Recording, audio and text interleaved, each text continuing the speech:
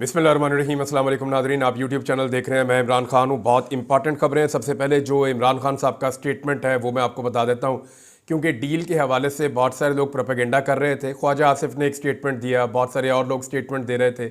सबको ये लगता है, हालांकि पाकिस्तान तहरीक इंसाफ के कुछ लोगों को ये लगता है कि जब तक डील नहीं होगी तब तक इमरान खान साहब बाहर नहीं आएंगे।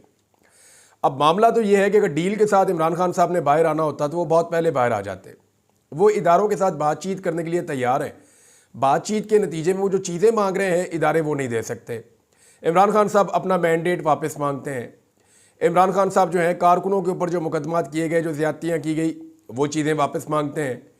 फिर जो कुछ भी पाकिस्तान में रिजीम चेंज ऑपरेशन के बाद से अब तक हुआ, उसको वो चाहते हैं कि उसको रिवर्स किया जाए या कम से कम इंसाफ का रास्ता खोला जाए और अदालतों के ज़रिए से या ट्रिब्यूनल्स के ज़रिए से इंसाफ होने दिए जाए ताकि पाकिस्तान तहरीक इंसाफ का मैंडेट वापस मिल जाए।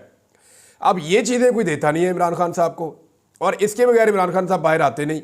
मैंने आपको कई मरतबा कहा है कि जेल का छोटा दरवाज़ा खुला हुआ है और इमरान खान साहब को ये ऑफ़र बड़े लंबे अरसे से है कि आप सर नीचे करके इस दरवाजे में से गुजर के बाहर आ जाएं। लेकिन इमरान खान साहब ने जिद पकड़ी हुई है कि नहीं, बड़ा वाला फाटक खोलो, मैं सर सीधा रख के जैसे अंदर गया था वैसे ही इज्जत के साथ वापस आऊँगा। यहाँ पे मसला फंसा हुआ है गुज़िश्ता बड़े लंबे अरसे से। मियाँ साहब वगैरह लेट लेट के जेलों से बाहर निकले हैं। जरदारी साहब भी व्हील चेयर के ऊपर बैठ बैठ के नीचे नीचे होके जेलों से बाहर निकले हैं। लेकिन इमरान खान साहब ये मान नहीं रहे। ये वाहिदा आदमी है जो अब तक एक दिन भी अस्पताल नहीं गया, इसने कोई मेडिकल ग्राउंड नहीं बनाई। रोज़ाना इमरान खान के बारे में एक नई कहानी लॉन्च की जाती है हुकूमत की जानिब से, लेकिन शाम होते होते या अगला दिन आते आते वो कहानी जो है वो आउटडेट हो जाती है, फारिग हो जाती है और सारे उसको कचरे के डब्बे में फेंक देते हैं। इमरान खान साहब का डील के हवाले से खुद का स्टेटमेंट आ गया है, और वो स्टेटमेंट क्या है मैं आपको पढ़ के सुना देता हूँ। शुएब शाहीन साहब हैं, इमरान खान साहब के लॉयर हैं। उन्होंने इमरान खान साहब से मुलाकात की और उन्होंने ये दावा किया कि इमरान खान ने एस्टेब्लिशमेंट से डील की खबरों को झूठ करार दे दिया है। अडियाला जेल में इमरान खान से मुलाकात के बाद वो मीडिया से गुफ्तगू कर रहे थे और उन्होंने जो बातचीत हुई वो बाहर आकर बताई। उन्होंने बताया कि इमरान खान ने कहा कि जो इंसानी हकूक़ की खिलाफ वर्जी हुई है, इमरान खान साहब के साथ जो कुछ भी हुआ है, इस पर सुप्रीम कोर्ट में जाऊंगा। पहले 10 दिन छोटे से कमरे में बंद रखा गया और अगले 10 दिन सिर्फ 1 घंटा बाहर निकलने की इजाज़त थी। फैमिली और वकला से भी नहीं मिलने दिया गया, जबकि नवाज शरीफ, शहबाज शरीफ से 40-40 लोग मिलते थे। मैंने आपको पहले बताया था कि मियाँ साहिबान का वर्ल्ड रिकॉर्ड है। दुनिया की तारीख में कोई सियासी कैदी इतनी मुलाकातें नहीं करता था जितनी नवाज शरीफ साहब ने की हैं। हमने एक दिन छुट्टियों वाले दिन भी मिला के एवरेज निकाली थी कि कितने दिन ये जेल में रहे और टोटल कितनी मुलाकातें हुई, तो पता चला कि मियाँ साहब की पर डे 22 मुलाकातें बनती हैं। छुट्टियों वाले दिन मिला के भी 22 मुलाकातें बनती थी। ये डाटा हमने उस दौर में निकाला था जेल के अंदर से, कि जेल में नवाज शरीफ साहब की जो मुलाकातें हो रही थी तवातर के साथ और जितने लोग जाकर मिलते थे, यानी जेल के बाहर का एक पूरा हिस्सा मख्तस था PMLN के लिए, शरीफ खानदान के लिए और इनके लोगों के लिए। ये सारे जाकर वहाँ पे अपनी एक पंचायत लगा लेते थे। मियाँ साहब के पास अंदर लिस्ट चली जाती थी। मियाँ साहब जिस जिसको दिल करता था बुलाते थे, मिलते थे बाहर, बुलाते थे मिलते थे बाहर। इकट्ठा बुलाना था तो 14-14, 15-15 सहाफ़ी जो कॉलम निगार हैं, जो एंकर्स हैं टीवी के ऊपर, वो जाकर इकट्ठे मियाँ साहब से जो है वो लाहौर में जेल में मिला करते थे। तो मियाँ साहब की जो है वर्ल्ड रिकॉर्ड उन्हीं के पास है मुलाकातों का। तो इमरान खान साहब ने कहा कि नवाज शरीफ, शहबाज शरीफ से 40-40 लोग मिलते थे। घर के खाने समेत एयर कंडीशन कमरे मिले हुए थे, इनको घर का खाना भी मिला हुआ था। शुएब शाहीन ने कहा कि काजी फायद ईसा के मुताल्लिक इमरान खान ने कहा कि उन्होंने तो जस्टिस मुनीर को भी भुलवा दिया, यानी उनकी याद भी भुलवा दी। काजी फायद ने फ्रॉड इलेक्शन को तहफ़्फ़ुज़ दिया। नैब तरमीम इसलिए मंजूर की कि इसमें वो खुद बेनिफिशरी थे। काजी फायद की भी लंदन में 3 प्रॉपर्टीज़ थीं। वो तारीख के बदतरीन चीफ जस्टिस साबित हुए। जुडिशरी के बजाय ब्यूरोक्रेसी से ROs लेकर फ्रॉड इलेक्शन की बुनियाद रखी। ये काजी फायद ईसा साहब ने बड़े बड़े कारनामे किए हुए हैं। बानी PTI ने डील की खबरों को झूठ करार देते हुए कहा कि वो मिलिट्री कोर्ट से नहीं डरते और हकीकी आज़ादी के लिए अपना जिहाद कर रहे हैं। इमरान खान की बहन अलीमा खान ने भी मीडिया से गुफ्तगू करते हुए बताया कि इमरान खान ने कहा है कि वो हरगिज़ डील नहीं करेंगे, मिलिट्री कोर्ट्स और जुल्म सह लेंगे मगर झुकेंगे किसी सूरत नहीं। अब ये जनाब इमरान खान साहब ने डील के बारे में क्लियरली ये सारी बात बता दी है। एक और चीज़ मैं आपके सामने रख देता हूं कि देखिए 2 जज हैं। मैं इससे पहले कि बात को तफसील से करूं, मैं सिर्फ ये बता देता हूं कि अब वजीर दाखिला ने एक स्टेटमेंट दिया जिसके बाद ये सूरत शुरू हुई है। वजीर दाखिला का ये कहना है कि जिन लोगों ने काजी फायज ईसा के खिलाफ बैरून मुल्क एहतजाज किया, वैसे तो हुकूमत इसको हमला करार दे रही है। हुकूमत का ये कहना है कि काजी फायज ईसा के ऊपर बैरून मुल्क में हमला हुआ है, और जो हुक्म दिया वो मैं एक्सप्रेस न्यूज़ की खबर आपको पढ़ के सुना देता हूँ। ज़रा सिंपल कर लेते हैं ना, जो टीवी चैनल ने कहा है, जो अखबार ने लिखा है, वो आपको पढ़ के सुनाता हूँ ताकि उसके ऊपर तज्जिया करने में, आपको हकायक बताने में आसानी रहे। वजीर दाखिला ने कहा कि लंदन में साबिक चीफ जस्टिस काजी फायद ईसा और पाकिस्तानी हाई कमीशन की गाड़ी पर हमला अफसोसनाक है। नादरा को हमला आवों की शनाख्त के लिए फौरी इकदाम और शनाख्ती कार्ड मनसूख करने का उन्होंने हुक्म दे दिया है कि जनाब शनाख्त करें। इनके खिलाफ FIR भी दर्ज करने की बात की गई है। इनके खिलाफ कानूनी कार्रवाई भी की जाएगी। पाकिस्तान में FIR दर्ज करके मजीद कार्रवाई की जाएगी। हमला आवरों के शनाख्ती कार्ड ब्लॉक किए जाएंगे और पासपोर्ट मनसूख किए जाएंगे।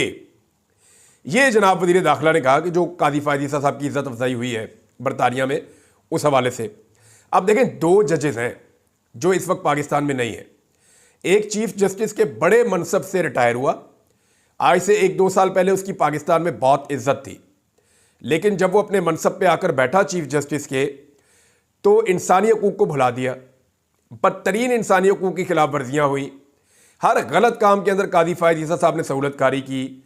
तारीख का बदतरीन मैंडेट चोरी हुआ और काजी साहब ने सहूलतकारी की।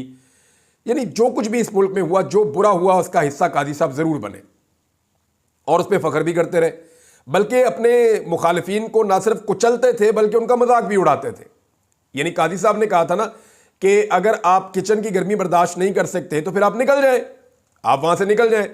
तो यही वो काजी फायद ईसा साहब हैं जो जुल्म के ऊपर मुस्कुराते थे, इंजॉय करते थे। अब काजी साहब जो है, जब वो बरतानिया में मौजूद हैं तो पाकिस्तानियों ने उनके खिलाफ एहतजाज किया।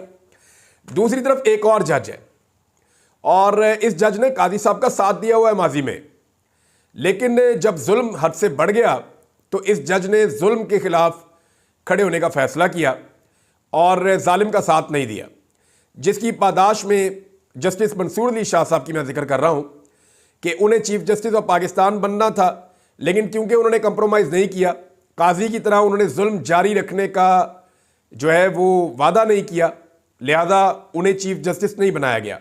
वो भी इस वक्त पाकिस्तान से बाहर है। वो सऊदी सरजमीन के ऊपर इस वक्त उम्रे की अदायगी कर रहे हैं और उम्रे की अदायगी के दौरान देखें, दोनों चीफ जस्टिस को, दोनों जजों को जो है वो अवाम ढूंढ रही है। दोनों जजों को ओवरसीज पाकिस्तानी ढूंढ रहे हैं।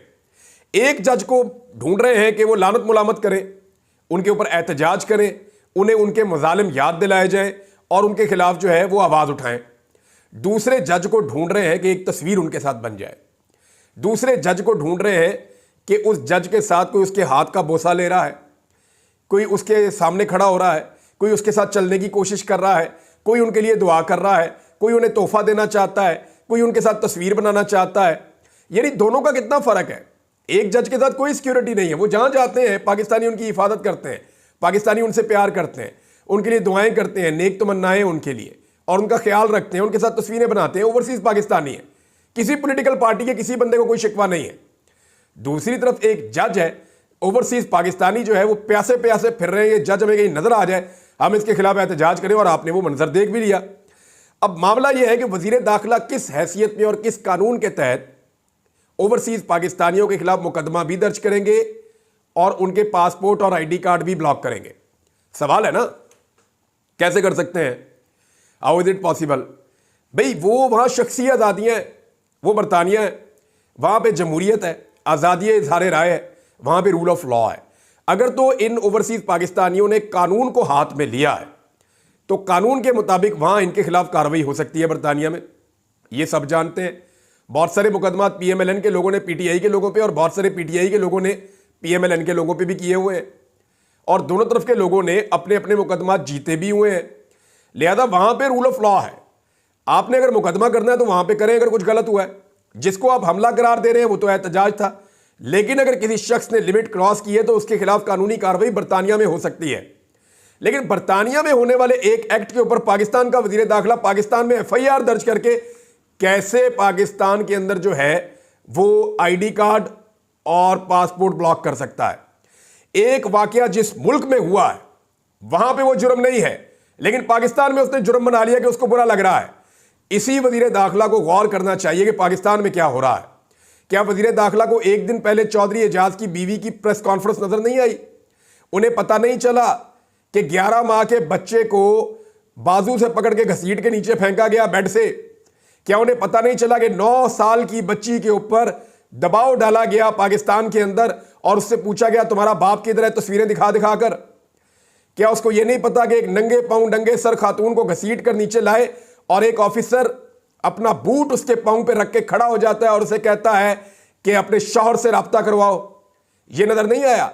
यहां लोगों की बहुएं, बेटियां, माएं, उनको जो है वो उनकी इज्जतों को पामाल किया जा रहा है, उन्हें हिरासा किया जा रहा है। वजीर दाखिला ने चुप का रोजा रखा हुआ है। उधर काजी फायद ईसा के खिलाफ 4 नारे लग गए हैं तो वजीर दाखिला जो है वो कह रहा है शनाख्ती कार्ड भी और पासपोर्ट भी। ये ज्यादती मोहसिन नकवी साहब पूरे पाकिस्तान को नहीं पूरी दुनिया को नजर आ रही है। ये इक्तदार सदा नहीं रहना। मोहसिन नकवी साहब थोड़ा सा होश करें, एक दफा अकेले बैठकर सोचें आप ये क्या कर रहे हैं। क्या जो इस्लामाबाद में जुल्म हुआ, डकैतियां इस्लामाबाद में हो रही हैं, पर्चे आप इंग्लैंड के वाकये के ऊपर काट रहे हैं। इस्लामाबाद में जो एक साबिक एमएनए की और मौजूदा एमएनए की भाभी के साथ, साबिक एमएनए की बीवी के साथ और उनके बच्चों के साथ जो सलूक हुआ, आपको इस पे एफआईआर देनी चाहिए थी और जिन्होंने ये सब कुछ किया उनको निशाने इबरत बनाना चाहिए था। यहां होने वाली बदतरीन जुल्म, ज्यादती, लाकानूनियत और फस्तायत के ऊपर आप एक लफ्ज नहीं बोलते और बरतानिया में 4 नारे लग जाएं आपके पसंदीदा आदमी के खिलाफ तो आप बोलना शुरू कर देते हैं। आप तारीख में क्या लिखवाना चाहते हैं मोहसिन नकवी साहब? ये वक्त गुजर जाएगा। ये जिन लोगों के दम पे आप उछल रहे हैं एक दिन ये रिटायर हो जाएंगे। हम सारों ने अल्लाह के पास भी जाना है, वहां जाकर भी जवाब देना है। लेकिन यानी हर आदमी को यही लगता है जब ताकत उसके पास होती है कि ताकत कभी नहीं जाएगी। जब आपको अल्लाह ताला ताकत दे तो अल्लाह से माफी मांगनी चाहिए। बहरहाल मर्जी है, जो मर्जी आप करें। इससे पहले भी आपको कोई चीज नजर नहीं आ रही अपनी ताकत के सामने। आप अल्लाह के हर निज़ाम को चैलेंज कर रहे हैं, हर कानून को चैलेंज कर रहे हैं, इंसानी हकूक़ की पामालियां कर रहे हैं, तो करते रहे, जवाब तो आपको देना पड़ेगा। नवाज शरीफ साहब के खिलाफ भी पाकिस्तान तहरीक इंसाफ ने तैयारियां शुरू कर दी हैं। वो मैं आपको बता देता हूं तैयारियां किस लेवल की हो रही हैं।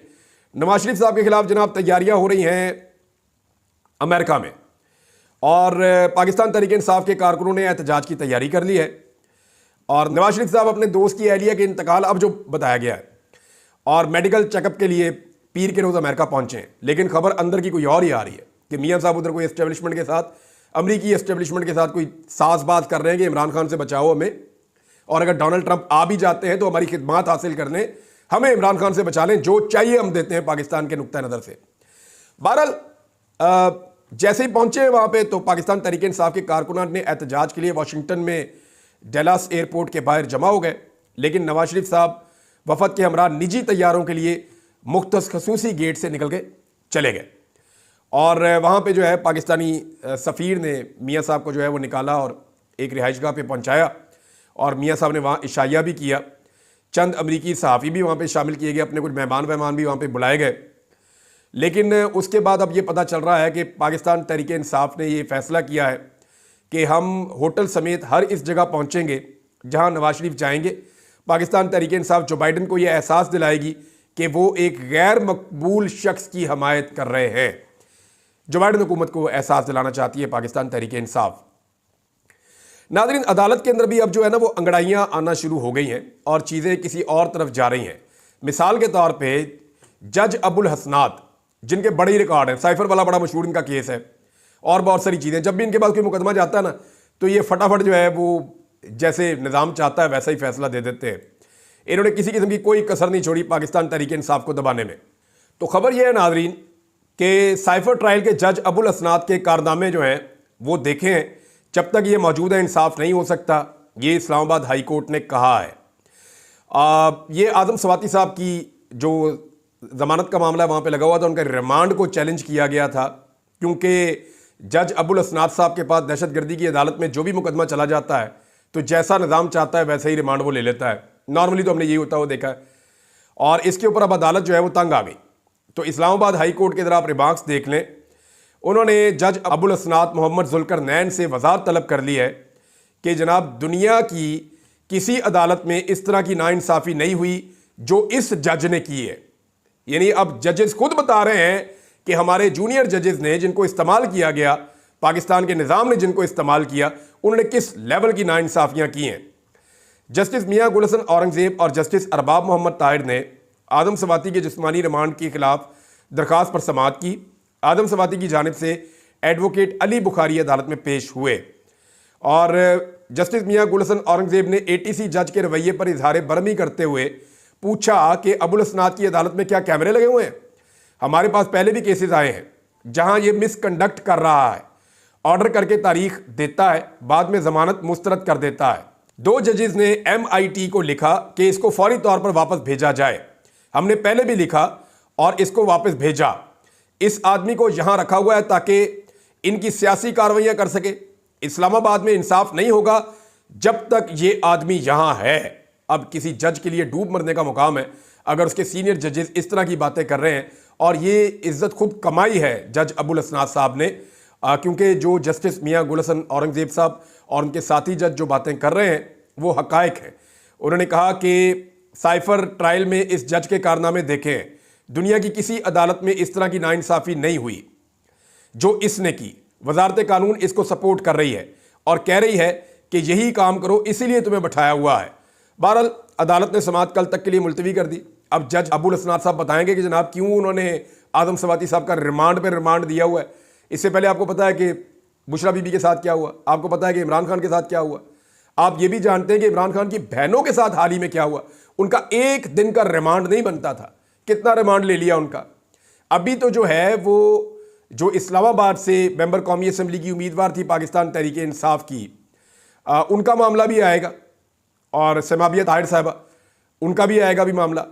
तो वो भी जब सामने आएगा तो पता चलेगा कि उनके साथ कितनी ज्यादती हुई है। तो यहाँ लोअर कोर्ट्स के अंदर बड़े बड़े शानदार जजेस हैं जिन्होंने इंसाफ की मिसालें कायम की हैं, लेकिन बहुत सारे जजेस ऐसे भी हैं जिन्होंने इंसाफ का सर नीचे झुकाया है। अब एक चीज़ नाज़रीन मैं जाते जाते इस वीलॉग में कह दूं कि चीफ जस्टिस ऑफ पाकिस्तान को अब कम से कम 2 चीज़ों का फौरी तौर पे नोटिस लेना चाहिए। एक, जो MNA की भाभी और साबिक MNA की बीवी ने इस्लामाबाद में एक प्रेस कॉन्फ्रेंस करते हुए बताया कि इस्लामाबाद के अंदर वफाकी दारुल हुकूमत के अंदर उनके और उनके ख़ानदान के साथ किस लेवल का जुल्म हुआ, छोटे बच्चों के साथ और ख़वातीन के साथ किस लेवल का जुल्म हुआ, इसके ऊपर चीफ जस्टिस ऑफ पाकिस्तान को ज़रूर नोटिस लेना चाहिए। और दूसरा, इंतज़ार हुसैन पंजूता साहब, ये तो अदलिया का हिस्सा है ना, एक सीनियर वकील है और बड़े प्रोफेशनल वकील हैं, उनका इस तरह से गायब हो जाना, इस पे पूरे निज़ाम इंसाफ को तशवीश होनी चाहिए। चीफ जस्टिस को ज़ाती तौर पे कोशिश करनी चाहिए इन 2 मामलात को फौरी तौर पे रिजॉल्व करने के लिए। अब तक के लिए इतनी, अपना ख्याल रखिएगा, अपने इस चैनल का भी। अल्लाह हाफिज़।